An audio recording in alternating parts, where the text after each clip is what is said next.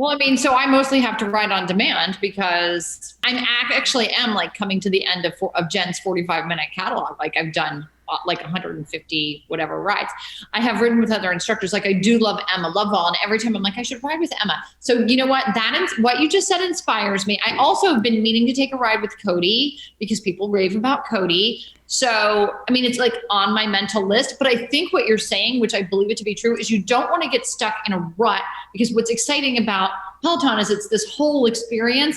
And if you're only doing like one piece of the pie, then you're missing out sort of on the greater, things that it has to offer. So I take that very seriously, and I will branch out. Okay. It's more than just your output, more than a bike. When you hear your shout out, you know it's all right. Put on your magic pants and let's go. We're cruising into the power zone. Clip in, set yourself free. Come on and take a ride with me. You know what you need to know and what's it all about. Everything you need, it's on the Clip Out.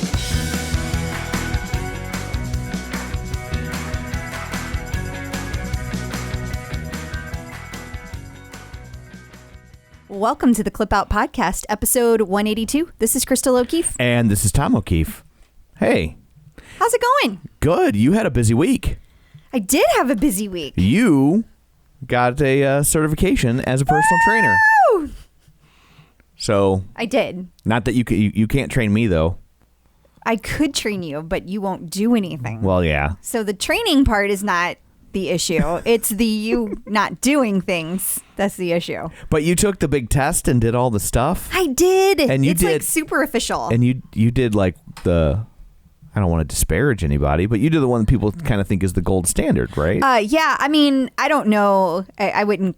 I don't want to. Like you said, I don't want to disparage. Right, because yeah, I think they're all great tests, and they're like different knowledge bodies. Like you Sure. can get certified from different ones, but people tend to, if you go and you check with different gyms, like what do they require? Mm-hmm. This happens to be the one that a lot of gyms require that Gotcha. you have. Yeah. If anybody's curious, it is the NASM. Gotcha.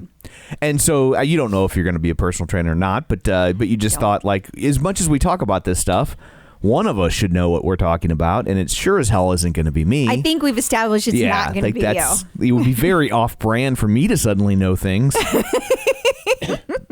So it fell to you. It kind of fell to me. It fell to you. Yeah, but I mean, I also want to be transparent that I have dreams, in a perfect world, then maybe someday this could become a thing. I don't know what it would be exactly, but I've already started my nutritional certificate, so I wasted no time. I literally started Monday morning. I got my other one on Sunday. Well, after the big giant test you had to take, the certificates are probably like cake. I think they are, because I'm already like 4 chapters in. I'm like, really? Yeah. Like, you guys could have summed this up probably a 15-minute video. I mean, hopefully they're not listening. They're like, oh, wow, Miss Fancy Pants. I guess we'll make it harder. We'll send her the hard one.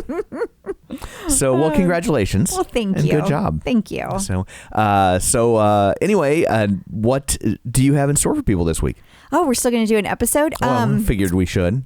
Well, we're gonna talk about Veterans Day. We're going to talk about all the stuff going on with the stock market in Peloton. We're going to talk about the big Beyoncé news. Heard of her. Yeah. And then, of course, all the mentions in the news this week and the things going on with the instructors. So our huge. Okay. We're going to touch a little of this, a little of that. Awesome. Well, before we get to all that, shameless plugs, don't forget we are available on Apple Podcasts, Spotify, iHeart, Google Podcast. Wherever you find your podcast, you should be able to find us. And while you're there, be sure and subscribe so you never miss an episode. And if you would be so kind, you could leave a review so people that come along behind you know that we're worth checking out. We have a new review. Yes. This is from eTrue923. Okay. It took me a minute. There were so many numbers I had to follow. I know, right? And it says the headline is, "You had me at hello." Aw. Just when I thought I couldn't get any more Peloton content, I found the Clip Out, and I am complete. That's it. Short and sweet. So, Love it. Thank you. Thank you for the awesome review. Yeah. And also, that's a good thing for people to remember. Some people, they're like, I don't know what to write. Yeah, I would totally be that way. And crazy. Like, that was like short and sweet. And, Absolutely. But thank you very much. We greatly appreciate it. We have a Facebook page, facebook.com/theclipout. While you're there, like the page, join the group. And don't forget, we have a weekly newsletter that is more weekly now that we share the duties. Yes. Although sometimes it's still screwed up. Those are the weeks I do it. And it has all the links and pictures and videos and stuff just in one concise digest delivered to your inbox. You can sign up for that at theclipout.com.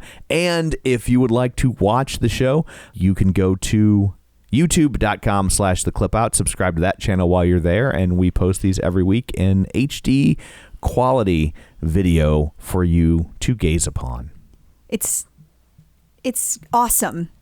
I was going to say it's beautiful. But then that sounded arrogant. It really did. Yeah. Yeah. So, and that's not what I was going for. You meant the quality of the video. I meant the quality of the video. Yeah. Not necessarily what's on it. So, beautiful. So anyway, there's all that. Let's dig in, shall we? Let's. Peloton stock ticker.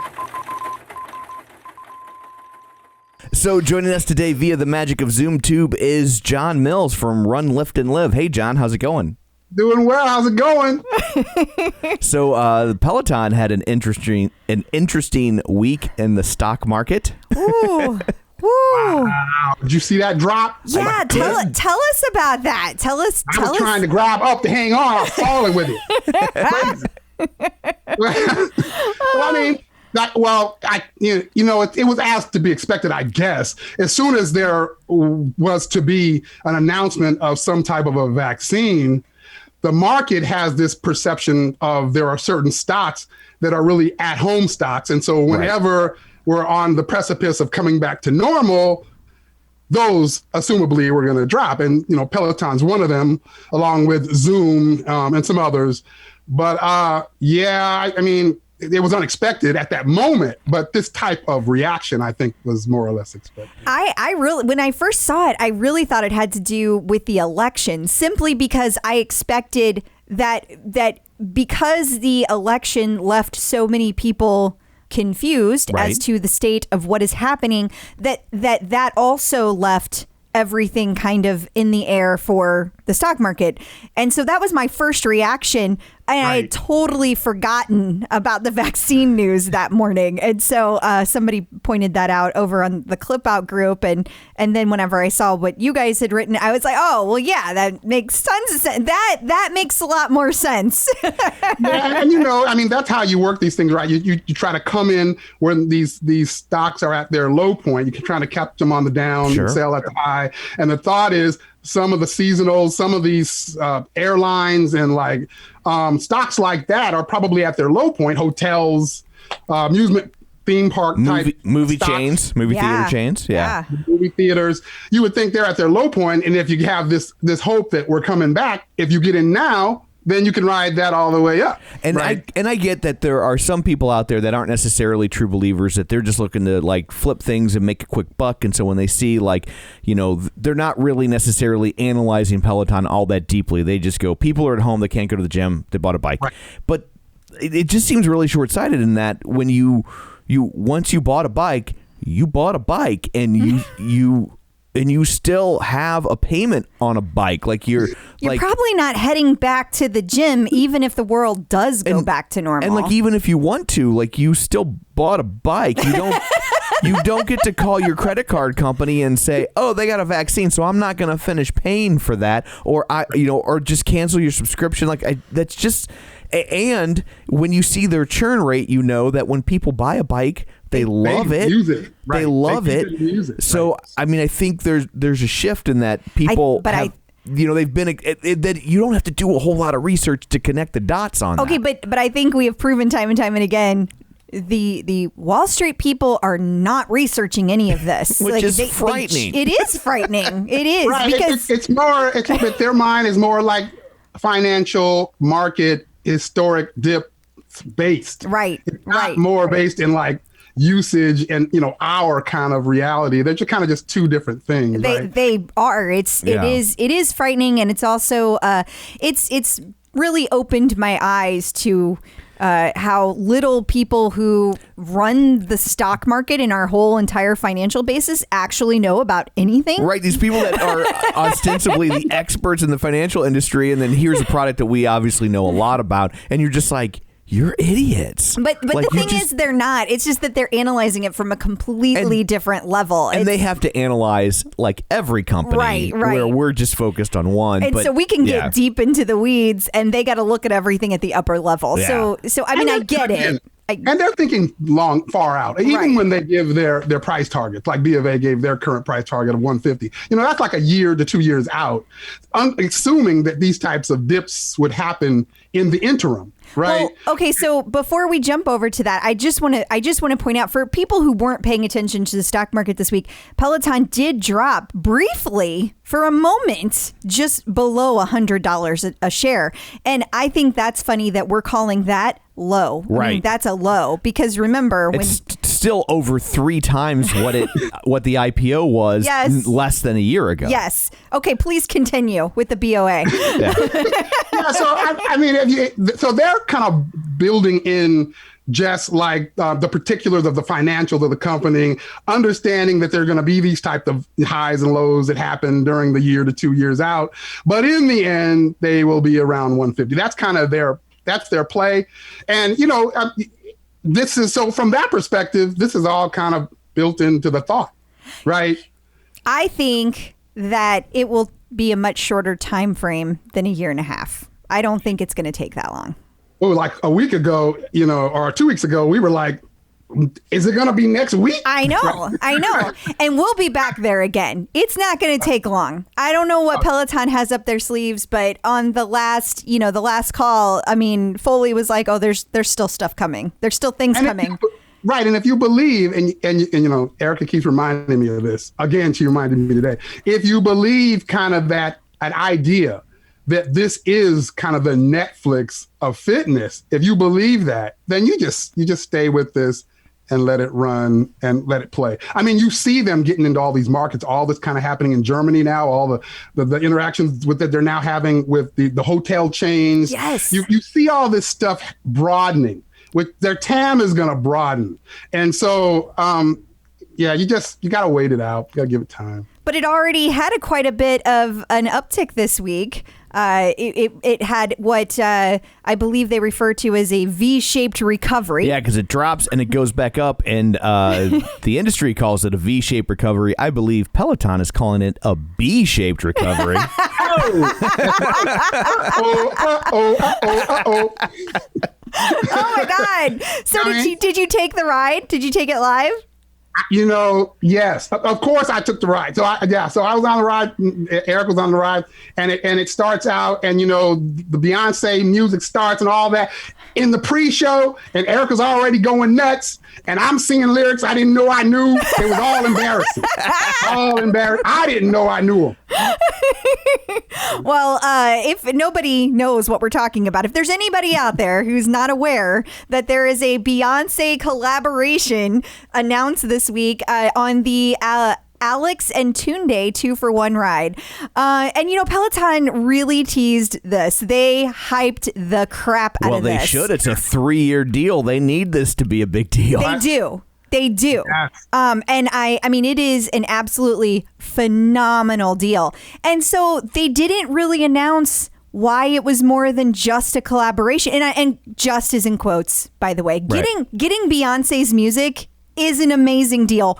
That's by huge. Itself. It is. It's huge. Just real quick, I feel a little embarrassed because I'm playing the Beyonce thing. I'm the one screen sharing, and you can tell where my true music tastes lie because it's like next video up is from Styx. I mean, we all knew that, Tom. We knew.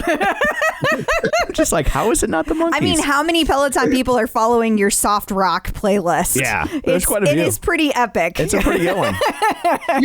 Every week I learn about more and more that you have in common with Erica. No way. She loves it too? Her car. It's me and Jasmine get in her car and we're like, Just soft rock to death. She'll just soft rock you, just strangle you with soft rock. My soft rock list is pretty. It's got like 300 or 400 songs on it. It's pretty effing sweet. It is. Oh yeah, yours is deep. Yeah, I don't know if hers is that deep. It's pretty sweet. Okay, but Beyonce. So then whenever you start digging into this collaboration, it's like much more than a typical artist collaboration. So so there's this whole homecoming aspect. And the reason I say this whole homecoming aspect is because you're seeing footage, if you're watching the YouTube channel right now, from the Peloton teaser video that includes Beyonce, her homecoming documentary on Netflix. And so it kind of all plays through, because apparently I know very little about this. So John, if you know more, Tom, if you know more, please jump in. I had somebody give me some information today, and I tried to watch the whole Netflix thing. It didn't work because I had to actually work, and so I couldn't get through the whole thing. But what I know is that that Beyonce has been. She got to play in Coachella for the first time in 2018, and it was a very big deal. And it was like homecoming for all the colleges, and she did some kind of special bringing together inclusiveness of like all the historically Black colleges, and there were like different bands and stuff playing from all those different colleges, and that carries over to the Peloton piece of it, because since nobody could get together and be in person this year, then they like wanted to create Peloton content for the homecoming. And then Peloton also gave away memberships to like, I think it was 10 different historical Black colleges, and for Peloton. And then what else? There's so much that they did in this collaboration. What am I missing? I think that's a piece that I'm most aware of. I think that piece was huge, giving away those memberships to those HBCUs. I mean, that is kind of a passion of Beyonce's as well. So it all aligns, but it aligns with what they said their mission was, right? So to me, I thought that was pretty epic. Just hearing that component of it. It was. Absolutely. I think it's a great way to like, mix your vegetables with your ice cream. You know what I mean? That it's like, it's got this element of social awareness and doing something good for the community, but it's also not, it's baked into this fun stuff too. You know? Right. And it's a way to put your money where your mouth is from the company's perspective. I mean, they've been saying, hey, we're gonna make steps. We're not just going to take the status quo when it comes to Black Lives Matter, diversity in general. And this was yet another. They have taken several steps this year. This was another one. And a part of that, as I read it, I'm trying to remember it now. They talked about internships, getting interns from these HBCUs. Oh, I missed that. Oh, that's cool. To me, that's interesting as well. I don't know if previously, they were doing career fairs or anything like that at these HBCUs, but now they are definitively saying we're going to be bringing interns in from them. That's really cool. And I think that my understanding is because of it being a 3-year deal, we can look forward to more Beyonce classes that are going to have her music in them. And it kind of indicated that she was going to have some say in that. And then the way it talked about like her having this conversation with Peloton, I couldn't help but wonder if she's going to be on this like board, this health thing that they're working on over here. That be nuts. Right? Yeah, all of it is kind of, I mean, all of that it's so much gravy on top of this. But if you really think about it, just having the ability to play her music, but align it to all of the innovative things they're doing with lighting and camera work.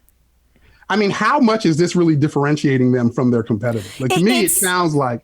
You know what? You bring up a great point, because I wanted to talk about how different this ride looked than anything else. They had talked a couple, like in the earnings call, the recent earnings call, John Foley said, we're going to be doing different things with lighting. And I was like, you better leave the cycling classes alone. Like, you can't light that room up. Okay, but they lit the room up and it totally worked. It totally freaking worked. It looked like a concert. They had like what are those lights called, Tom? The ones that the can lights? The Lecos or I don't know, the ones that make all the different colors go around the room. The movers? Yeah, they had movers. Yeah. They had movers behind the instructors, and it was clear that like Beyonce's color was like this golden orange, and it showed up in all of their marketing about Beyonce. So wonderful marketing. Yeah. That was beautiful how it all came across. And then they had this glass partition between Tunde and Alex on the ride so that they could safely do a ride together. I thought that was fantastic. But the room looked amazing, and you could actually see in the mirror the movers like going. It was like being at a concert. It was great. It was great. I thought of the disparity because this morning, right, I get up and I turn my computer on, and on Instagram, they had a video of echelon instructors, and they were like they were showing like competing about who's dancing better than who, and you're supposed to vote, I think. And I was looking at it going, that doesn't look like a Peloton class. You know, I was kind of like looking at a home video versus like a professionally filmed video. Yeah. Like, I mean, it truly looks, there's a disparity between the way that looked and what theirs is looking like. Like, they're creating a differential, difference between their competitors. Well, not to be outdone, though, I saw Echelon did sign a 3-year deal with the Cheetah Girls. So look out for that. I wonder if they'll But be not the Raven Simone one, but the one after she left. Just to be clear. Yeah. Right. I mean, baby steps. It's I all about wonder baby if maybe steps. they'll somehow incorporate their famous peanut butter and jelly choreography in there. I think the really interesting thing about this too is Beyonce was pretty vocal about her love of Soul Cycle in the past, wasn't she? Well, I don't know, but she's being vocal about her love for Peloton now. Well, sure. In that she Better said be, for she that said kind of money. I don't know what it was, but I'm sure it wasn't cheap. She said in that press release that she had a Peloton for several years. How about that? So I know people are trying to figure out what her leaderboard name is. So my theory is that oh dear. My theory is she's gonna use names where no one would ever think to find her. Sure. Right? Okay. Sure. So I have 3 ideas. Oh my God. This is new Of information. leaderboard names that she could be using I can't look. Okay. in order to throw people off the trail. So these are leaderboard names that no one would ever think would secretly be Beyonce. Okay. Okay. First one, Naz. So that's the first one. So number 2, Kelly Rowland. And then That's probably not her. no, that's probably not her. But no one would think it was her, right? It's the perfect disguise. Right. And then of course Kelly Rowland. Right. And then I think the most this is my choice. I think it's most likely the one she's using. Okay. So we wouldn't know it was secretly her. Okay. Becky. And she uses Becky with the good hair. Right. Yeah. Well, and I We mean, don't know. it makes Right, we sense would because it think. still starts with the B. Right. You know? Those are things to keep an eye out for the leaderboard. Maybe I that's will be secretly looking. Beyonce. You're going to be looking. Yes. High-fiving that person if I see him. Just in case. Just in case. They're going to be getting every Becky on the leaderboard is going to be getting high fives now. Like, why are these people following me? Okay, high five back. Awesome. Well, I guess that's all of our stuff for this week. So thanks for joining us. Until next time, where can people find you? They can find me on Facebook at my Run, Lift, and Live page or group. They can find me on Instagram, Run, Lift, and Live, or at runliftandlive.com. Awesome. Thank you, John. Thank you. Nice seeing you both. Likewise. too. We'll see you later. Breaking news. So big news this week as the new tread has been spotted in the wild, right? It is starting to make its way into the various showrooms that are out there. Yes, as we predicted last week on episode 181, that the new Peloton would be in stores on 11/9, and boom, like magic, it showed up. There it is. On And 11/9. So you made a little field trip. I did. Now, it's not in all showrooms, but it is in a lot, because Right. if it's in St. Louis, it's in a lot. Totally, because we get everything last. So you and my son went to this store while I was I at totally work. had a helper. and decided to do a little digging and captured some footage. And what was your take on the? You know what? My take was, wow, how sturdy it was for so much smaller. I really wasn't sure what to expect, especially because the deck is so much shorter than it is on the Tread Plus. I figured that between that and having not as much holding up the large monitor, right, that it might feel unsturdy, but it did not. It did not feel unsturdy at all. Also, I was really surprised. I don't even know how to explain this properly. I'm going to say it in crystal speak. Okay. And I'm sure there are terms that are correct that I'm not going to use. So just try to follow. Okay. But on the Tread Plus, there are slats that I've talked about many times that I love because they're cushy and it's like running on air. Right. Okay. I never get sore knees. So I was really concerned about the fact that the Tread does not have the slats. It has what you would call a standard belt. Mm-hmm. But Peloton did something to it reportedly to make it cushier. Okay. So I wasn't sure what to expect. Totally. Hop on it and it doesn't feel like my slats. Okay. Right. But it doesn't feel like a regular treadmill. Not at all. Yeah. And I even did a very, very short jog, very short, on this just to kind of get an idea. And my knees did not hurt. Yeah. It didn't feel like they were slamming into concrete, which if I use a treadmill at a hotel or somewhere else like that, it always feels like that. Right. So does it compare to the most top of the line belt treadmills? I have no idea because I've never used that. I've used the ones that are on more inexpensive side. But it definitely did not feel like running outside, which is what I was afraid of. That was my biggest takeaway from this. Also, another thing that I want to focus on is the fact that I was concerned with having the lower profile monitor, that it was going to be hard to look at. It was going to feel like you were just kind of looking down. It's going to strain on your neck. Didn't feel that way at all, because it actually rotates a full 50 degrees up and down. The treadmill, the Tread Plus, only rotates 30 degrees. So it's quite a bit of more play that you can set it up. So it still feels very easy to watch. But if having a TV behind it is of a concern to you, this is going to be much easier to do.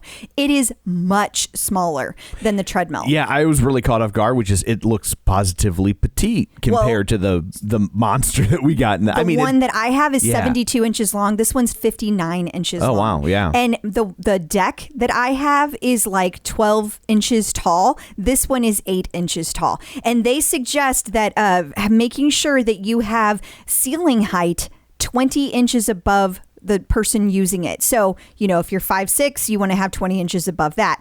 But the Tread Plus, you need to have 24 inches of clearance. Okay, yeah. Now this one, there's two things that I feel are notable that are pretty different. One, this does not have free mode. So on the Tread Plus, you can use your own body weight to move the tread. And some of the instructors do use that in class. Okay. You cannot do that on the Tread. Also, the Tread only goes up to 12.5 incline. The Tread Plus goes up to 15. Now, I don't think most instructors use those. If you're doing a ton of hikes, that might be an issue. But if you are not doing a ton of hikes, I don't think you're going to see that kind of incline get used a lot. And the same with free mode. Instructors use it, but it's not like they use it for a whole class. Right. They use it sparingly because it's hard. It is one of the hardest things that I've ever done on a treadmill. It's painful. Well, this will probably be really helpful for people who, live in apartments or have tight space. I mean, it's just so much smaller. 290 pounds compared to the behemoth that we have at 455 pounds. Yikes. It is a really big difference. Somebody asked me if it has wheels. I did not think to look, but I did not get the impression based on what I saw that it had wheels. I cannot confirm though. Another thing that people keep asking me is, does it fold up? No, it does not. And I think that's for the best because I think that helps lend to its sturdiness. It's very sturdy, but I think you could totally put this on the second floor of your home without a huge issue. It was definitely quieter than the one that we have. And it's probably also a lot easier if you have a profession that needs you to move. every so often. Exactly. Yeah. Yes. Or if you have to move it to the third floor of your house or something, like, whoo, that Tread Plus is a beast. Yeah. I mean, I love it. I absolutely love it. But you want it to stay wherever it goes for a long time. Totally. So we'd been raising money for a while for the National Breast Cancer Foundation. Yes. Our grand total of money raised was almost $10,000, $9,884, I believe it was. I'm doing that off the top of my head. That was right. Okay, woohoo, I got it right. You did. So thank you to everybody. Thank you so much. Who donated. And I know people were wondering who won the bike. Yes. And so we reached out to the winner. We did. And she didn't realize why we were reaching out to her. So I'm getting good at pulling people in. You are. So we're going to play that for you right here, so you can see their reaction. So here you go. So joining us today via the magic of ZoomTube is Alyssa Kolarik. Hey, Alyssa, how's it going? Hi, good. How about you? Good. So we reached out because you had a post in the Clip-Out group about getting high-fived by Andrea Barber, and so we reached out to you to talk to you about that. But here's the thing. We don't really care about that at all. We're not talking to you about that. We're talking to you because you won a pink Peloton. What? You are the winner of our contest. So you're getting a fancy pants, one-of-a-kind custom pink Peloton, and we raised a bunch of money for the National Breast Cancer Foundation. I believe the grand total of donations was just shy of $10,000. But you're the big winner. You're the winner. Oh my gosh, I don't even know what to say. Well, thank you for one. Well, you're welcome. You're welcome. Oh my gosh. Surprise. It'll match my wall. It will. We were talking to her before we started, and she works for let me see if I remember this properly, a fluorescent pigment manufacturer. And so for people that aren't watching on YouTube or Facebook or whatever, the room she's in is both fluorescent and pigmented. And so it's very bright. You might not be able to find it in that room. Like camouflage, it'll blend right in. Yeah, the company's called Dayglow, so it's Dayglow color. But... Okay, yeah, no, I've heard Dayglow my whole life, totally.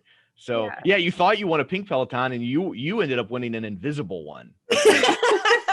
Completely not show up in that room. So do you have any ideas on are you going to keep it? Is there somebody you want to give it to? Because presumably you already have a Peloton because you got high-fived by Andrea Barber. I'm not sure. I'm gonna have to think about that one. It would be cool. I've got my husband riding, so it'd be cool to actually be able to do rides together. Sure. Make him ride the pink one. Oh yeah. That's what Yeah. Awesome. Well, thank you so much for donating to the cause, and congratulations on winning. And thanks for jumping on with us and being willing to be put on the spot like that. I hope it's okay. It's totally fine. It was good news. So, I mean, that's so exciting. Yeah. Thank you. So lots of people are getting their Bike Plus, right? Or their bike. Right. And they're looking for... So many people getting new bikes, period. Yes. And looking for ways maybe to spruce them up. How about a GrooveOn? You know what? This GrooveOn would be an amazing add-on for anybody who has a Peloton, regardless of what kind, bike or Bike Plus. So here's the deal. What it allows you to do is touch it with your thumb to change the resistance instead of turning the knob. It just lives right there on your handlebar, right in easy reach, kind of like the volume knob. Maybe on a newer car, you have a volume knob on the radio, you can reach for it, but you also got one right there on the steering wheel. Yeah, and it's like you could get up to change the channel, but you use a remote. Right. Or you can you can get up and go over and lock the doors, or you can use, your little fancy app to do that. So here's the way that it works. If you tap it once, it goes up one level of resistance. If you double tap it, it goes up by 5. 3 times, it goes up by 10. 4 times by 20. And the best part is that you can actually customize it. So if you brought up the last time we talked about this, you could do it by 7s. Yeah, if you want to do increments of 9 because you're a weirdo, you can do that. You can do that. It's customizable for weirdos. And you can also get one that allows you can get 2. So you can have one for second position on the Peloton and one for third position so that both of them are there, 2 control pads. You can easily change it from either way. I've had this for about a year now, maybe a little bit more than a year. Right. And it's completely changed the way that I ride my bike, especially for Power Zone classes. The Power Zone people that have it have been raving about how much easier it makes a Power Zone ride. Yeah, because if you do a Power Zone ride, just for those who aren't sure why that would be, sure. Here's the deal. When you have a Power Zone ride, they want you to be in a certain zone. And a lot of times you tend to increase it by a certain amount. So to get from zone 1 to zone 2, maybe you go up by 5. But all you got to do is hit one button on the GrooveOn and boom, you're automatically in zone 2. That's it. Easy peasy. It is. Yeah. And then you don't have to keep remembering where you were. It's awesome. And there's a limited number of these that are available at a discount because they're doing a Kickstarter. They're trying to get this off the ground. And we've got 1 month, so we need to make this happen. Yeah. So they go to getgrooveon.com/theclipout. Those are specific for Clip Out listeners. You get a special deal. And so you do that and you help them get off the ground and go check it out. And if you're just listening to it and you want to see what it looks like, if you go to our YouTube channel, we have a video up of it where you can check it out and see it in being utilized. Or if you can see it baked into this episode when we're talking about it right now, it's playing. Yeah. And it's a really cool product. Definitely think that you guys would enjoy it. It's easy to use. It doesn't change your bike. Your bike is still beautiful and pristine. Yeah. But it makes your life easier. Solves a problem you didn't know you had. Yes. Getting the psychological edge with Dr. Jenn. So joining us today, once again, via the magic of Zoom Tube, is Dr. Jenn Mann, licensed marriage, family, and child therapist and sports psychology consultant. You may know her from VH1's Couples Therapy. And a quick plug, that's on Amazon Prime. We've been rewatching it. And that holds up, man. It doesn't disappoint. That holds up. It's still good. Thank you. She still got it. And of course, and Dr. Jenn, VH1's Family Therapy with Dr. Jenn, her long-running radio show, The Dr. Jenn Show. She's written 4 best-selling books, and she has a wonderful app called No More Diets. Ladies and gentlemen, and all points in between, Dr. Jenn, hi. Hello. Thanks for having me on. Well, thanks for taking time. Your day's busier than ours, so yeah, that's a fact. Yeah, so thank you. So we were going to talk about the leaderboard, and I know some people get really fixated on where they land in the leaderboard, and there are so many people on the bike and the tread these days. I'm assuming yoga doesn't have a leaderboard. I don't think it does. It just says like, oh, these people are working out with you, but there's not an order. This person is stretchier. Yeah. But hey, that's actually one I'd be at the top of the leaderboard on.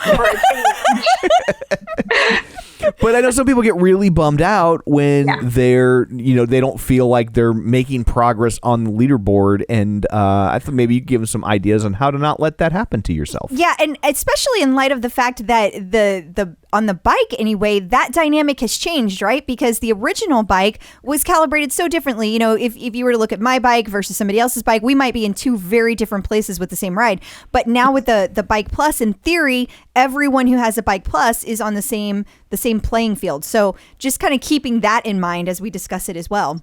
Which is a great point. And I think that it is very easy. I see a lot of people who get very focused on the leaderboard and on beating their friend or getting very competitive. And look, if that drives you in a positive way, by all means, use it, have fun with it.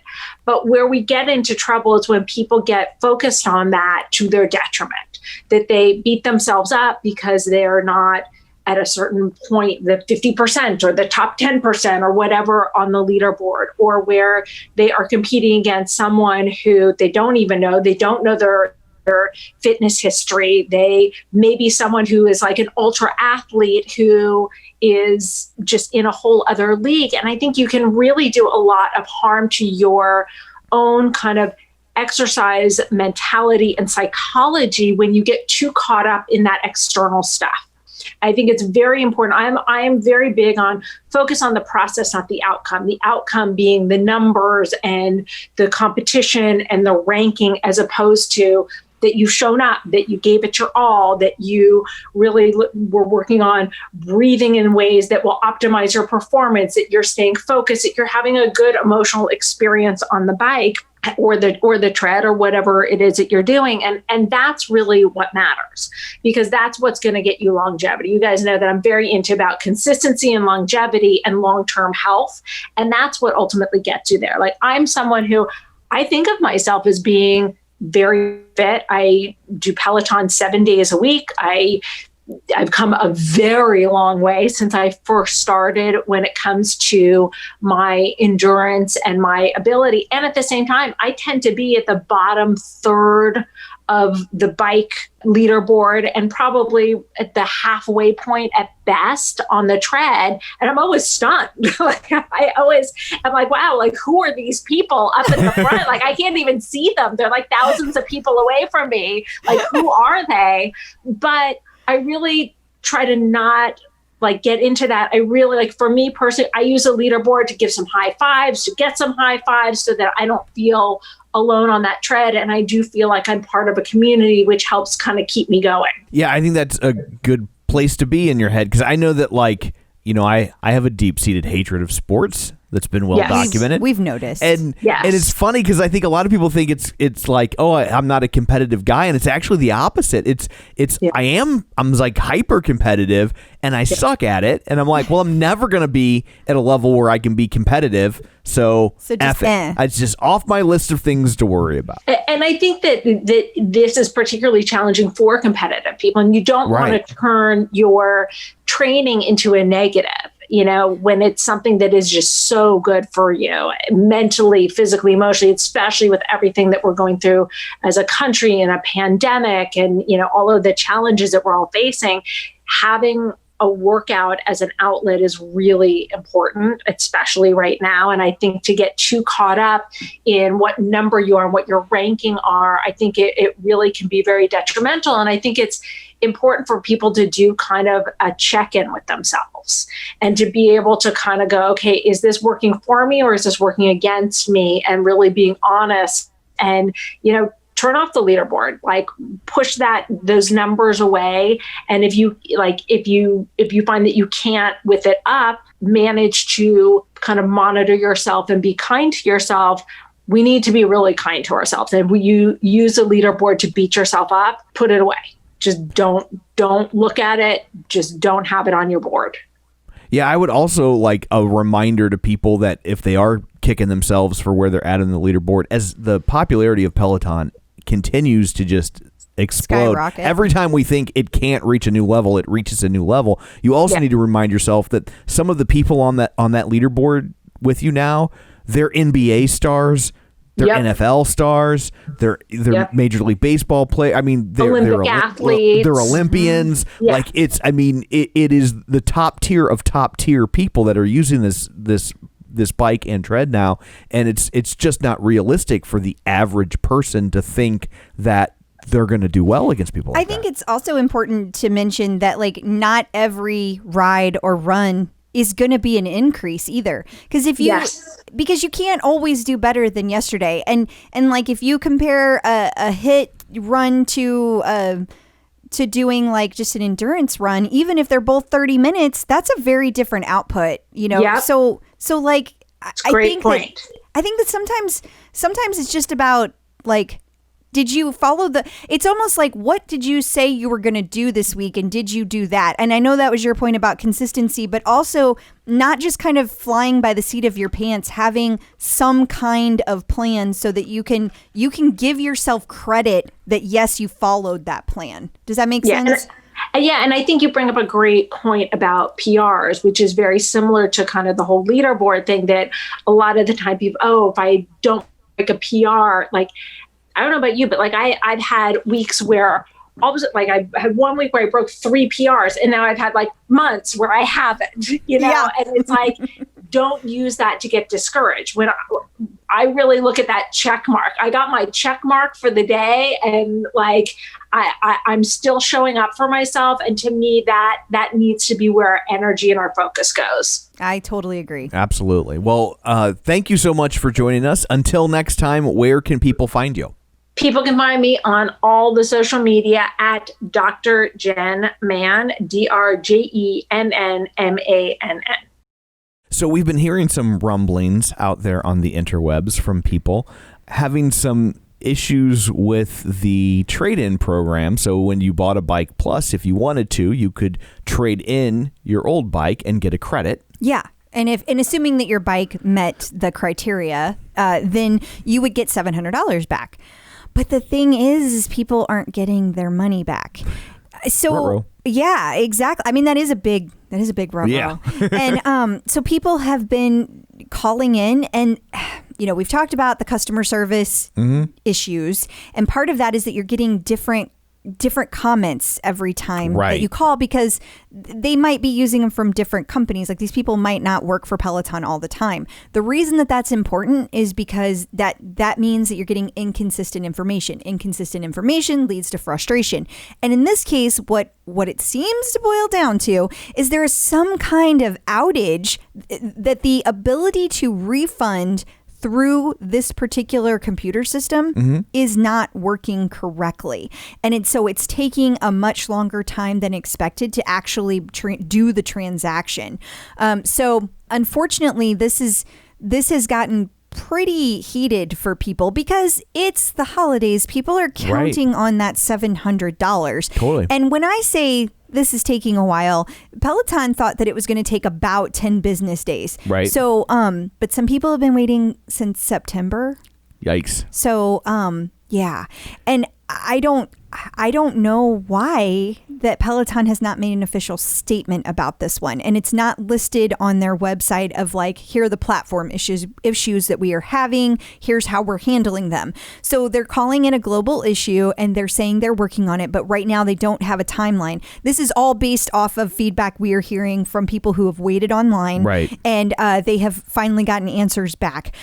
So if you are out there waiting, I do suggest that you reach out in email to Peloton to find out what is going on with your refund. Now, if you've only been waiting for it for a few days, like, don't panic. And also, I just want to state, Peloton this is not a sham or scam. Right, like you're gonna get your money. Like, I have no doubt about that. But I also understand and am empathetic to those who need that money. Right.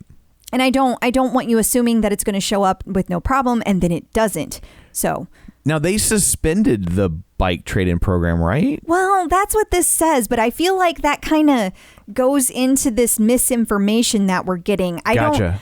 I took this to read they suspended the refunds. Like they're trying to fix it, and therefore, they're not able to transmit the money back because they're trying to correct whatever this issue is.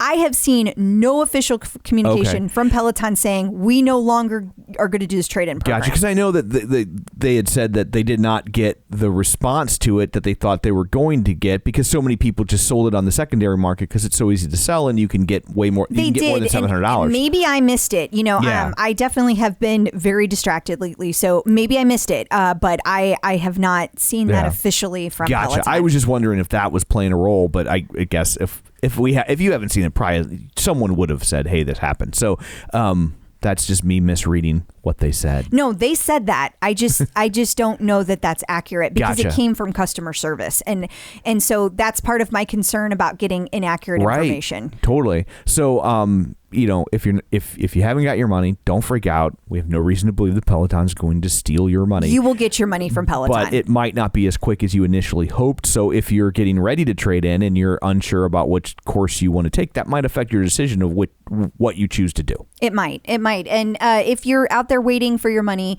like I said, please email Peloton, and be nice and don't panic.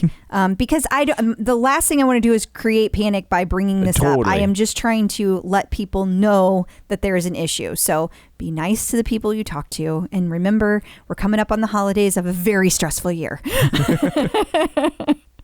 So big news in the world of Tonal this week. Definitely. They have partnered up with Tony Horton, who Yes. you might know him from P90X. And if you like me, you know P90X because it was mentioned in a Bruno Mars song. That's the only reason That's you the only know reason it? I've heard of it. But Okay, well, I've heard of it for other reasons. Yeah. I'm thinking most of the people listening have too. Probably. Yeah, it's a super big deal. And also, they're going to be doing live workouts, which means that the instructor is going to be working out with you instead of just telling you what to do. Gotcha. So that's a new thing too. This Tonal, they just keep upping the game. they are bringing the heat, man. They really are. So if you're not familiar with Tonal, I'm not sure how you couldn't be if you listen to the show at this point. But if you're not familiar with Tonal, it is a sleek at-home gym. It hangs on your wall like a TV screen and uses electromagnets. It's from the future, basically. It's awesome because you don't have a weight stack, but you have all the weights that you need. It's up to 200 pounds, and you're able to do all of the different exercises that you could do on a cable machine, but you do it with basically just the touch of a button, and it tells you what weights you need to use, and it adjusts them all by itself. And it remembers where you were at, so you don't have to remember what you lifted on some random move that you did 2 weeks ago. It's just boom, it knows where you were at, and if you were doing 23 pounds, you're back to 23, or maybe it secretly ups you to 24 to make you work a little harder, and you don't even notice. Yeah, which is wonderful, by the way. And also, they have form feedback. So if you aren't doing a move correctly, it'll tell you, and it'll tell you how to do it correctly. And the camera is not on. They have a camera built into this thing, but it's not even on. They use the sensors to be able to tell you that form feedback. It is amazing. It's like having a personal trainer in your home at all times. It is. So if you want to try Tonal, the world's smartest home gym, get the strongest deal of the season now. Visit www.tonal.com for $250 off your Tonal purchase. That's TONAL.com. This exclusive deal is only for a limited time, so get your Tonal today. Tonal, be your strongest. So we are recording this on Veterans Day. Yes. So first off, Happy Veterans Day. Happy Veterans Day. Thank you for your service. Yeah, because I'm not tough enough to do anything like that. Me either. Actually, I think my bigger problem is that I would ask too many questions. But why do we need to do that? Yeah. Does it have to be olive drab? But you guys are veterans. You get out there and do the job, and we appreciate it. Yeah. So thank you for your service. But there was a fun little thing. There was lots going on. Yeah. There were two big things that we had two people post about this in our group, so I wanted to mention both of them. One is that there's a Peloton veterans group, which we have talked about before, but just in case people don't know about it, Jackie Sincata is in it. I don't know if she runs it. I don't want to. Yeah. But she let us know that they were going to be doing an entire day of different rides, runs, etc., all celebrating Veterans Day. And there was a big Veterans Day boot camp today that Selena Samuela taught, and it was 45 minutes this afternoon. And also, one of our other awesome members, G-Dub, that's what he calls himself on Facebook. Okay. He rode 22 different rides today, and Yikes. he had a different take on it because he wanted to highlight the veterans, like the suicide rate among veterans, Which is unfortunately always higher than the average populace. Absolutely it is, unfortunately.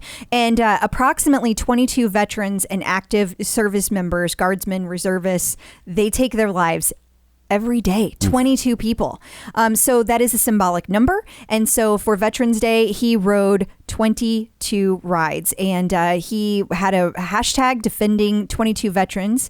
And he also wanted us to put the crisis line out there for anybody who's might be struggling. So it is 800-273-8255. And that will be in our show notes. It absolutely will. And the email that you get weekly, so it'll be out there as well. So don't feel like you got to jot it down while you're driving or something. Yeah, please don't do that.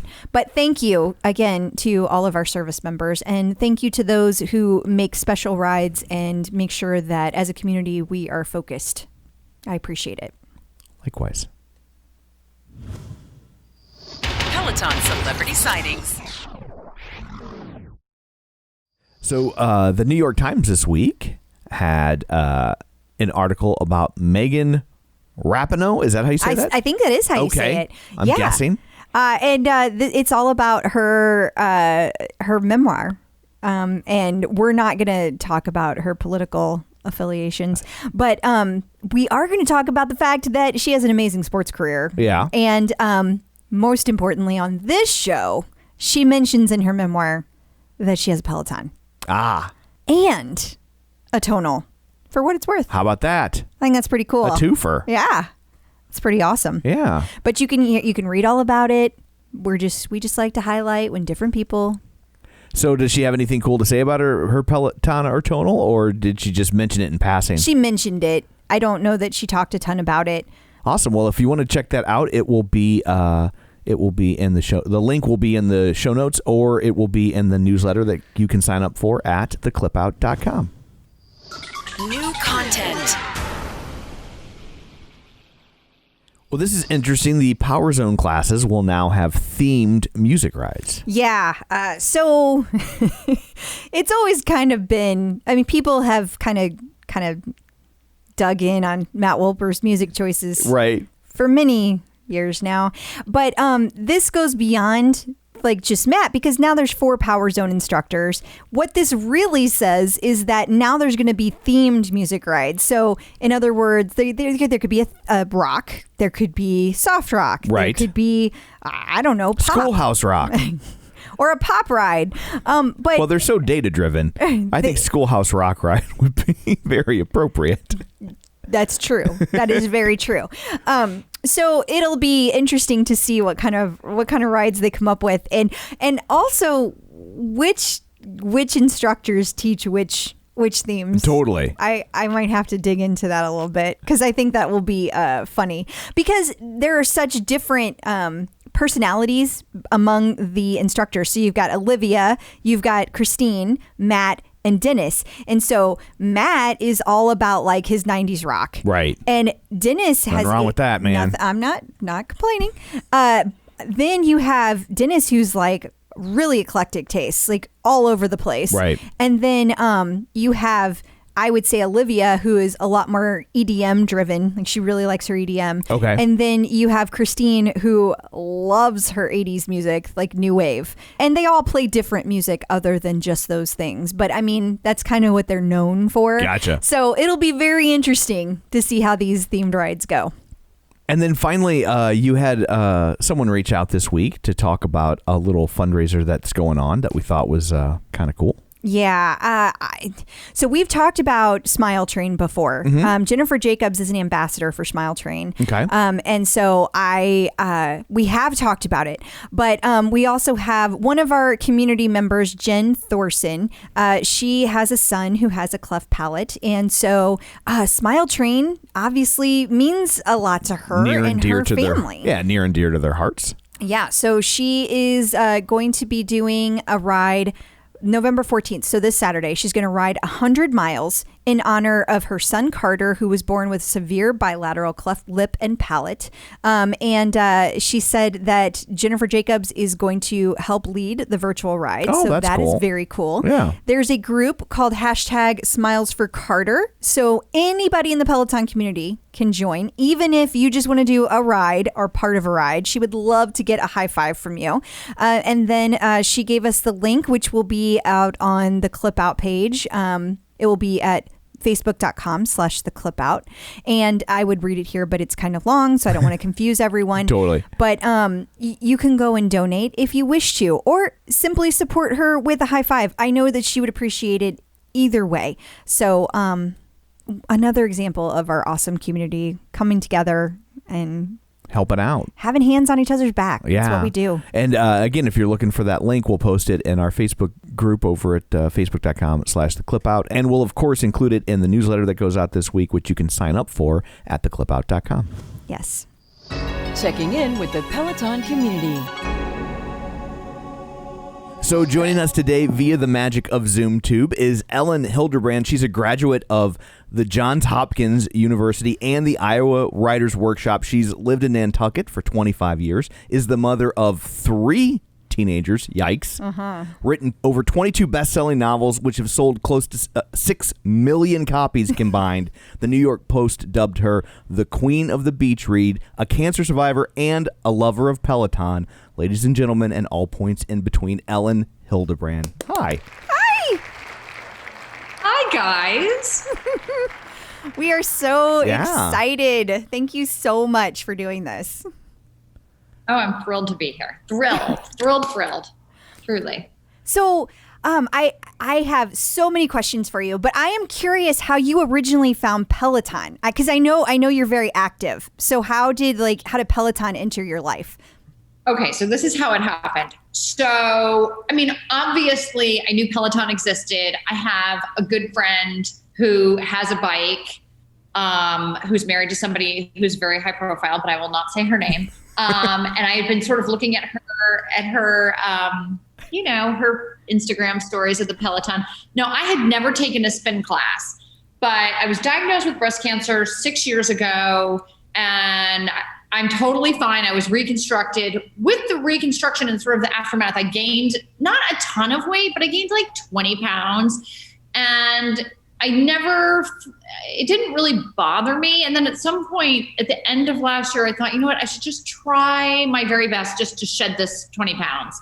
So I started taking a spin class, and I did that. I go to Boston every year to revise my novel. And so I did it in Boston, and I went to a spin studio. And I loved it. And there's a spin studio here in Nantucket. And so I started going there when I got home. And then COVID hit. And I thought, I must continue to spin. So I'm going to buy a Peloton bike. And it initially said it was, of course, do I even need to say this, going to be 6 weeks until the thing was delivered. And I was so bummed. And then like magic, seriously, like magic. They emailed and they said, your bike is coming tomorrow. And I could not even, I think someone on Nantucket must have canceled. I called my friend. I'm like, did you call them and like put a word in for me? No, she didn't. So I'm like, okay, magic. So I've had my bike since the 1st of May. I ride every single day that I'm home, which has been almost every single day. So since May 1st, I think I'm almost at 200 rides. I absolutely love my bike. I love it. Who is your favorite instructor? So I really only ride with Jenn Sherman. I found her first because Jenn Sherman and I are essentially the same person. I'm a Philadelphia Eagles. I'm exactly her age. I grew up outside of Philadelphia. She grew up in New Jersey. We have exactly the same taste in music. I love Bruce Springsteen. I love Billy Joel. I even like her pop rides. I like every single song. She has never, in almost 200 rides, never played a song that I don't love. So I also ride with Emma Lovewell, and I've done other instructors, but like Jenn is really my girl. So, and every day when I go to pick my ride, I'm like, should I try somebody new? And then I never do. I always go with Jenn. So she's my instructor. Well, just so you know, we did interview her. Yeah. It's been a while. Like it was like episode. I think it's 12. Okay, it was 12. I believe so. Okay, I'm the Rain Man of the show. Episode 12. So. It was a long time ago. It was way back at the beginning. She is one of the very first instructors we were lucky enough to get introduced. She is, I don't like to pick favorites. I like to be very, because we talk to everybody, but I have a very special connection with Jenn. I'll just say that. So I have to ask another question because I just saw you take a drink. Yes. Was that a Diet A&W root beer? It was. Very good eye. I'm something of a soda connoisseur. Keyword being sewer. And I just thought it was funny because that's all I drink. That's Crystal's soda beverage of choice. Okay, that's so funny. Yeah. That is funny. Because it was just like Diet Coke. Like everybody drinks Diet Coke, like big whoop, It's like that's not that big of a coincidence, but there we go. Yes, that's what my refrigerator has in it. That right there. I have one every day. I think if Diet A&W has a Twitter feed, you will be featured on it soon. You're holding up a can, like, ta-da. Absolutely love it. Okay, so that's your favorite instructor. Now, do you do, because I also read that you're a runner, so do you do any of the tread workouts or anything as well?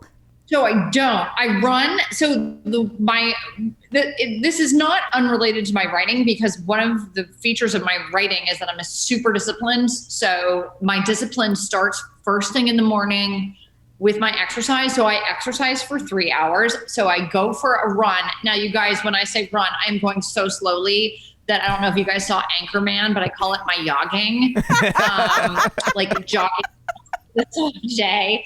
So it's my jogging, and it's very slow, but I like to be outside. So I run for an hour and 15 minutes. I come home, I get on the bike for 45 minutes, and then I go to a bar class here on Nantucket. So I do that every single day, pretty much without deviation. Nobody wants to get up and exercise, honestly, but I make myself do it. And then that's the discipline that starts my day so that I get my writing done.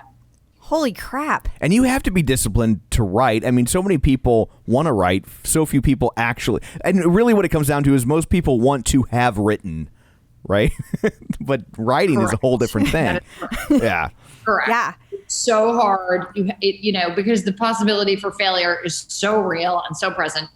And it's difficult. Like, doing it every single day is difficult, and you have to make yourself do it. And that's why the exercise has been such a good sort of discipline for me to set up, like sitting down and doing the work, because I'm like, okay, I've already done the hardest thing I'm going to do today. Like, I got on the Peloton and sweated my butt off for 45 minutes. That's hard.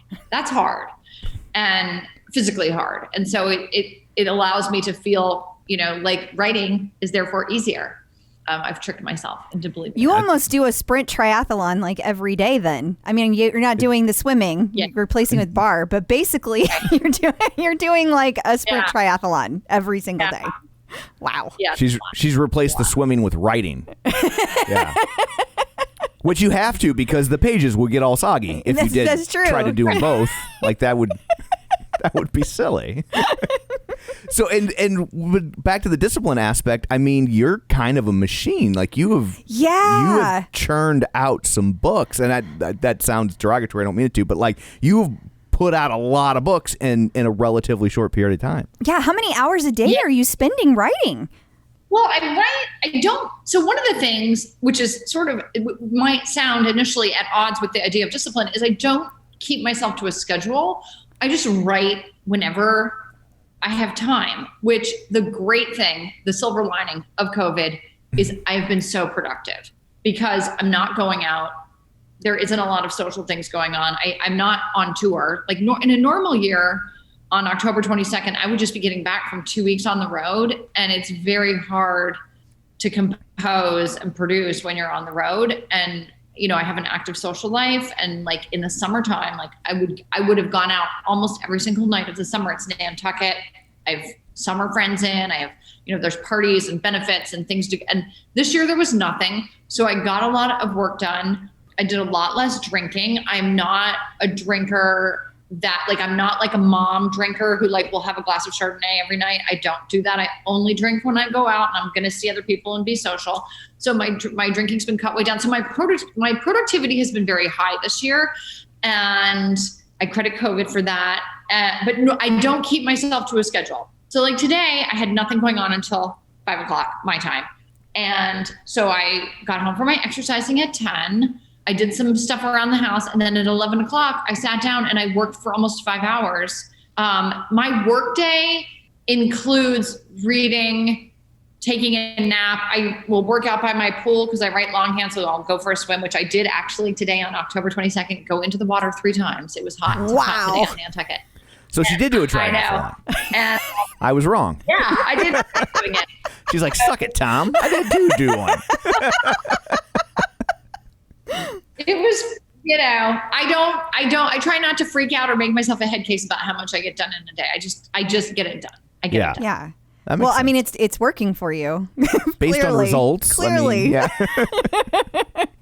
So I was introduced to you through Peloton because you're in the Peloton Moms group, and people were raving about your books, and I was like, I need to check this out. And now in like a week I read your entire trilogy. Like I'm on the St. John Island one. Like I'm in the very last half of the third book, but like 7 days, boom. Okay. Like that's how good they are. I've just been like devouring them. So good. I sat down and told Tom like the entire like highlights last night. I was like, you got to hear the story. I'm like, give me high level.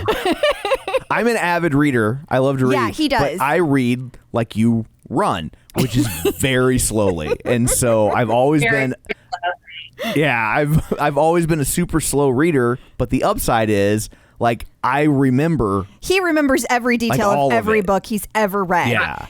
And I'm kind of like with movies. I remember it, and then like later I'll be like, well, here's the gist, but like specifics, it's getting a little fuzzy. Whereas I catalog it in my head somehow. Yeah. And so it's slow, but it sticks up there. Together, we're a good reading team. Yeah. But your books are so good. I just have to tell you that. I mean, I'm sure you know that already, given how popular they are, but I just wanted you to know I absolutely love your She's books. like, I don't got a day job, so... I guess it's doing okay. I know. So I have a question for you about when you began your journey to become a writer. So on the intro thing that I read, you were in the Iowa Writers Workshop, which is a little fancy pants, right? and like. And like your writing is very mainstream, and I'm just curious, like, what was that like in a program like that? Were they like dismissive of the type of things you were wanting to write, or were you doing different things at that point? Excellent question, Tom. Truly, like a very, very perceptive and good question. So it is true. The Iowa Writers Workshop is extremely literary. John Irving went there. Kurt Vonnegut went there. Flannery O'Connor went there. Ann Patchett went there. Like all of these very prestigious literary writers went to Iowa. It is a breeding ground for like the great American novelists of our times, right? I go to Iowa. I wish I had photos. I wish I had made a documentary film. So first of all, I show up a week late because I could not get my car on the ferry to get it off Nantucket to get to my graduate program on time. So I show up a week late. So everyone in my workshop is kind of like, who is this person who like didn't even show up for the first day of school, essentially? I'm very darkly tanned. My hair is bleached out to like sun bleached, bright, like white blonde. And I have this little sundress on, and I go walking into my first workshop, and you can see them all looking at me like, who is this Tootsie? Like, okay. And the very first I decided I was going to throw a cocktail party because that's what we did in Nantucket. So I made all these appetizers. I bought all this alcohol. I handmade a sign with like little drawings and said, come to my cocktail party at my apartment. So of course people are like, do we have to pay? I'm like, no, it's a party. I'm inviting you. Everyone is confused. They all come up. They're like, oh my God, this food is so delicious. There's like all this free booze. Like everyone's like, this is the greatest person ever to come to Iowa, right? As a person. My stories got crucified. I mean, crucified in workshop. I just got, sliced and diced, as Jenn would say. I mean, really bad. And it is because they were a little bit lighter. They were not insubstantial, but they had a lot of surface energy. And my professors I don't think they didn't connect really with my work. That said, in Iowa, there are 50 fiction students. There's 25 first years and 25 second years. Okay. And in your first year, with the 25 people in your class of the workshop, you have to compete for fellowship money for the following year. They don't tell you that until you get there, and then you figure out that you guys are all in competition for the money for the following year. It is very stressful. Wow. So we all have to submit. We have to submit pieces that will, and there are like, 8 of these special fellowships called TWIFs, which is Teaching Writing Fellowships.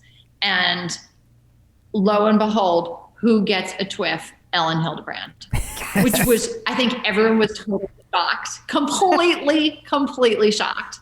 So I got like one of these fancy fellowships for the second year, and nobody could believe it.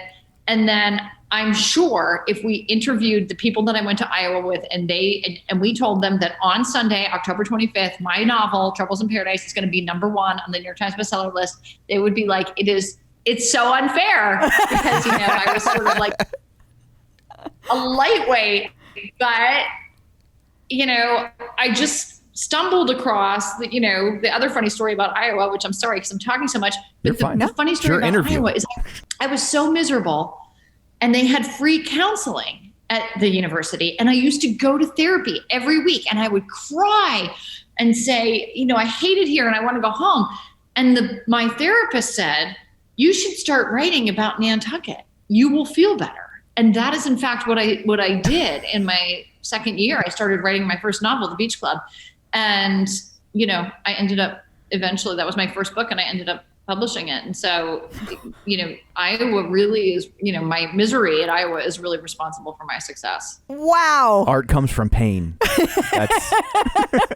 that is so incredible. And I can't help but notice, since I'm in the middle of reading your the trilogy for the Winter in Paradise, the Paradise series, that Iowa is a character in that book as well. So does that do you tend to kind of write about Iowa? Do you go back to Iowa a lot in your mind? No, yeah, I have not been back since May of 1998. I graduated and I vowed I would never go back, and I haven't.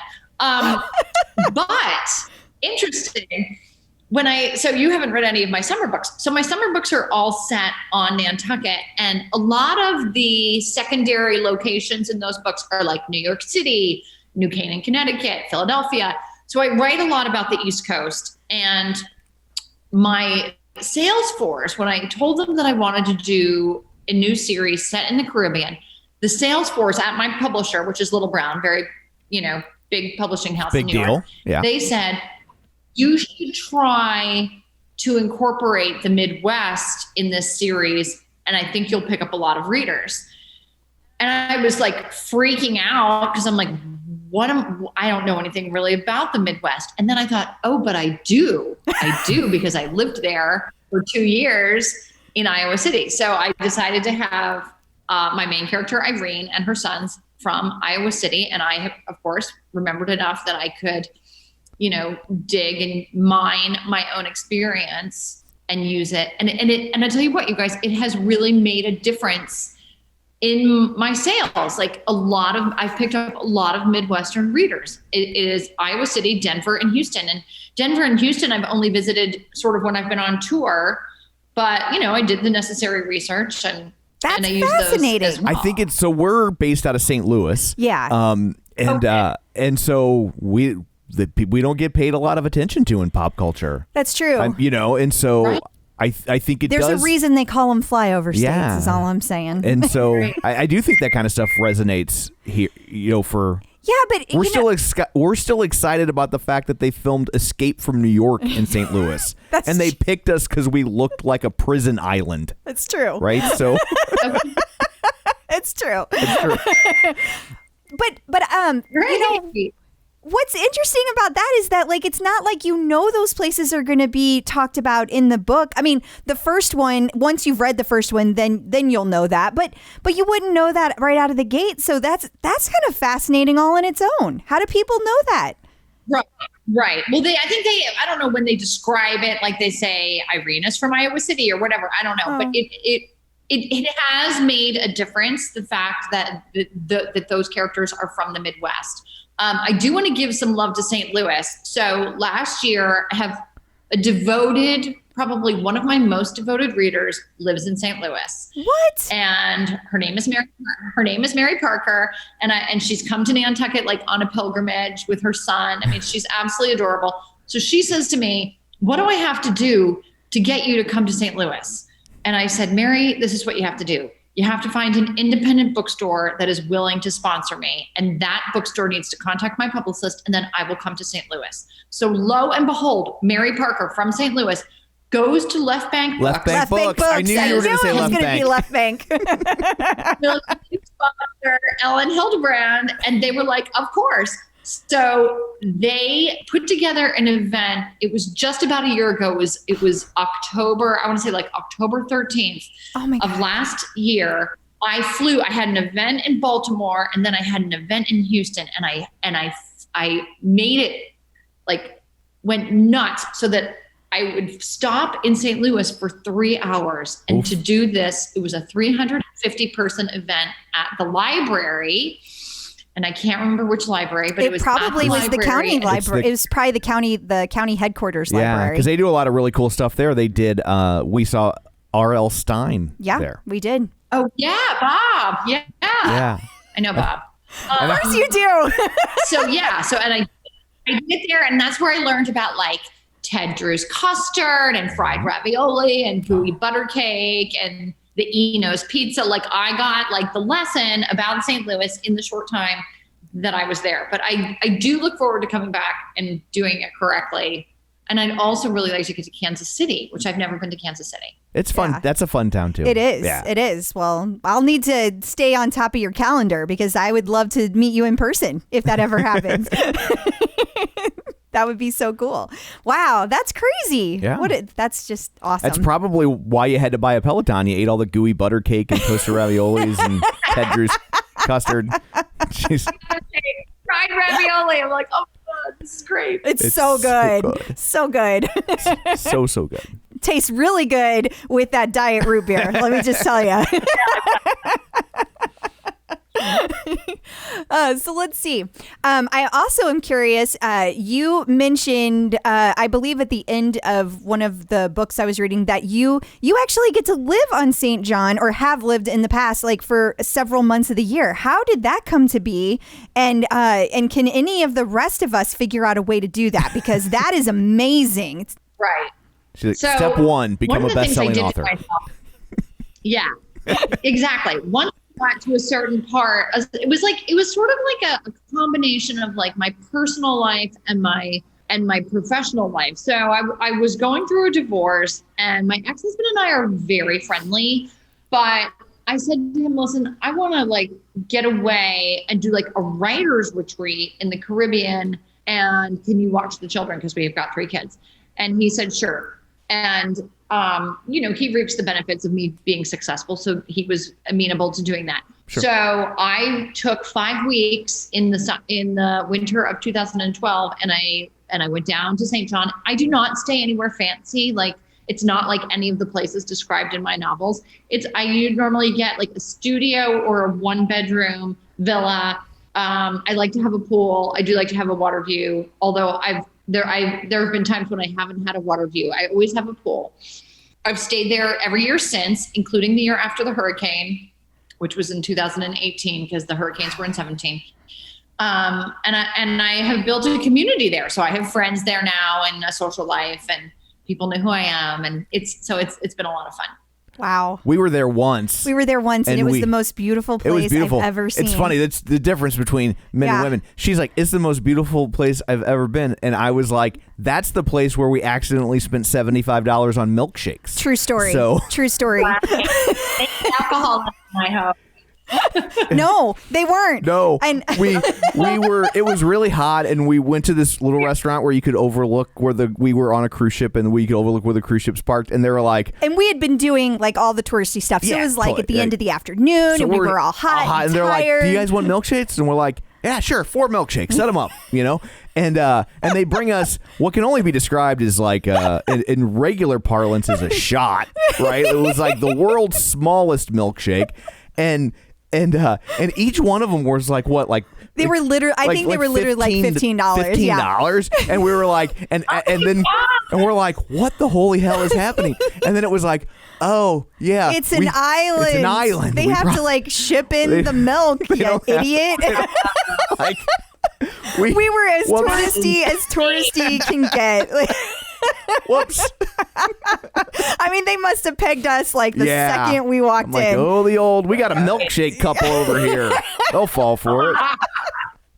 I was like, from now on, when it's not on the menu and they offer it, we know that's a red flag. Yeah. Because I was like, I don't even see milkshakes on here. It's such a great story, though. Like, it made for such a great afternoon. So it was hilarious. But yeah, I love St. John. And so Tom's brother-in-law, he is always trying to get us to go back for a week because we would love to like just snorkel. Like I think his brother-in-law, Steve, and I could just like hang out and snorkel the entire time. But we're the only ones that want to do that. The rest of them aren't that interested in it. So it's like crazy. But that place is gorgeous. Just absolutely gorgeous. I can't snorkel. I have a panic attack. Yeah, he doesn't like to put his face in the water. Yeah. I tried one of those full face mask. It didn't help. He didn't like it. No. I know. Yeah, exactly. Oh, Tom. Yeah. You hear that a lot on this show. Oh, Tom. What are you doing? It's true. It's true. So do you travel anywhere else? I mean, it sounds like that's like your place to go to get away because you loved it there. But are there other places that you get to go to that you absolutely love as well? Yeah. So, I mean, the nice thing about living on Nantucket and being a novelist is that and having an ex-husband who's really like, we split up the winter. So my ex-husband manages the Cliffside Beach Club, which is a seasonal business. So it's closed in the winter. So this is another reason why I was able, so basically we split up the winter and one of us will go away and one of us will stay home with the children. I have 2 kids that are out of the house and my daughter is the only one home. So I do travel quite a bit other than St. John. I went to Thailand this past year, believe it or not, at the end of February, even despite everything I know, and flew through Bangkok. And I mean, it was nutty, but and I can remember getting home and being like, everyone's wearing masks. People are wearing like plastic protective face gear in Asia. Like the Tokyo airport at the time looked insane to me, like another planet. Yeah. But now it's standard, like what everyone looks like here. Who knew that was going to be a regular thing? The ghost of Christmas yet to come. Yeah. I know it is. But I do travel a lot. I've been all over 6 continents. I've traveled really extensively. So you got to hit Antarctica just to say you've been all 7. That's you got true. to do that. That's true. Yeah, I'm like such a sunbird, Tom. Yeah, I'm like Antarctica. I look at pictures, and I'm like, I feel good with the pictures. Yeah, close enough. So, do you have a Peloton in St. John as well, or how does that work? I don't. No. The nice thing about St. John, though, is that it's extremely hilly and I do my jogging. And so the hills are so demanding that I feel like I get my bike and my run just by virtue of all those hills. Yeah, that's probably true. Makes sense. Well, I was curious if you've ever heard about the Peloton Homecoming. Have you ever heard of that? I have, because I ride with Jenn Sherman. And so she talks about like the homecoming weekend. What I could discern from what she said, like on the rides, is that people go to New York and it's like a convention essentially. It's like Wizard World, but for Peloton. Yes. Okay. It's amazing. And so definitely do that. Yes. Oh my God. That would be so much fun.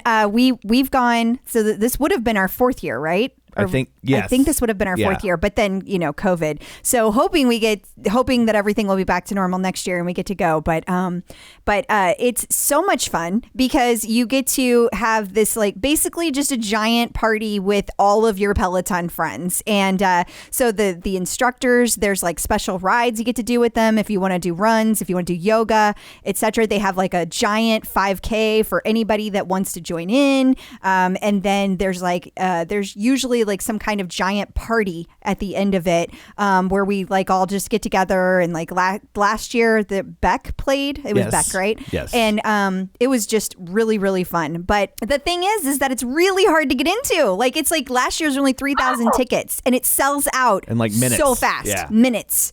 Oh my it's crazy. God. Yeah. I have to go, obviously. I mean, I can't. Could you predict, like, are they going to do it this year? I would kind of think not, but I don't know. My guess, it's always the first weekend in May. My guess is probably not, just because Broadway is announced that they're closed through May 31st. So that's my fear that they're not going to, because Broadway is closed. And if Broadway is closed, then it kind of feels like that they probably shouldn't. So I'm worried it's going to be canceled 2 years in a row, but I don't know. I have no knowledge either way. Yeah, my reunion for Johns Hopkins, which was the end of May, that got canceled. So I don't know. For 2021? Well, let's just say this. When they start it up, give me the heads up so that I can like wake up at midnight and get my tickets. Yes, I will do that. Should have to find a scalper. Yeah. Although they kind of have it set up so you can't. Yeah, they do have it set up. Yeah. It's crazy. Yeah. It's like I always say, shows don't sell out anymore. It's just how much are you willing to pay? Yeah. There is no such thing at Peloton like that yet. Give it time. So I guess, do you have any advice for new people to the world of Peloton? For new people to the world of Peloton. Yeah. Gosh, I mean, I feel like such a sort of a newbie myself, although I do have I mentioned it 3 times, almost have 200 rides. Yeah, I mean, all I can say is make it a lifestyle, like do it. I can't imagine. It's an investment. First of all, it's an expensive bicycle. And my mantra was, I'm going to make this pay for itself in the first 100 days, which is how, I pay $25 for a spin class. And so I needed to do 100 rides before the bike had earned its money back. And I just feel like it's just exactly like, how do you become a writer? You just stick with it. It's persistence. It's discipline. It has nothing to do with talent, how fit you are. You will become fit as you ride, but you have to get on the bike to do it. You can't hit the ball if you don't swing. And so my advice, which I'm sure is your advice as well, is just use the bike. Use the bike. That's great advice. Yeah, absolutely. I totally agree with that. And I like to add, I know you've been kind of like in love with Jenn Sherman, which I totally get. But I would also add that like I kind of went through fits and starts when I first started. I was like super into one instructor, and then over time I started kind of like spreading out because I would want to ride with my friends and they would want to, ride with other instructors. And so eventually I had kind of gotten to a point where I had ridden with every instructor, and I noticed that people kind of tend to have like these clumps of instructors that they love. Like it's like if you love one, there's probably 3 or 4 that you'll really, really jive with. And the rest of them you might like or not like, but there's like a clump. And so I would say that like, as you get more comfortable, as you'll get to a point where you're like, okay, I got past my, like, I had to ride with Jenn. I think you will. Yeah. There are some people that have never ridden with another instructor, so I can't say for sure you will. But when that day comes, I think people should also like try the other instructors and not be afraid to do it for the same reason that you should just jump in and make it a lifestyle, because at some point, especially if you like to ride live, there's so many times that your instructor, it doesn't work with your schedule, and so that's the only way to do it. And this year, there's been a lot of changes to the schedule. It's been very crazy. Yeah. So. Well, I mean, so I mostly have to ride on demand because, I'm actually like coming to the end of Jenn's 45-minute catalog. Like I've done like 150 whatever rides. I have ridden with other instructors. Like I do love Emma Lovell, and every time I'm like, I should ride with Emma. So you know what? What you just said inspires me. I also have been meaning to take a ride with Cody because people rave about Cody. So, I mean, it's like on my mental list, but I think what you're saying, which I believe it to be true, is you don't want to get stuck in a rut, because what's exciting about Peloton is it's this whole experience. And if you're only doing like one piece of the pie, then you're missing out sort of on the greater, things that it has to offer. So I take that very seriously, and I will branch out. Okay. And I don't mean that like I love Jenn. Like seriously, I loved it. There used to be 2 rides every Sunday morning back to back, and I would take both rides every Sunday. That's changed this year, but so I had to roll with the punches. But I absolutely love her classes because it doesn't matter what kind of mood I'm in, I always get off the bike in a better mood. Like she just makes me happy. But I will also say there are days that like sometimes Robin Arzon is what I need. So I need somebody to kind of kick my ass in a good way, Yeah. I need somebody to lift me up in a different way. So, but yeah, let's see what else. Do you want to share your leaderboard name, or would you prefer to keep that private? Sure. No, not at all. It's Elin, ELIN, capital W writer, capital B brand. So it's Elin Writer Brand.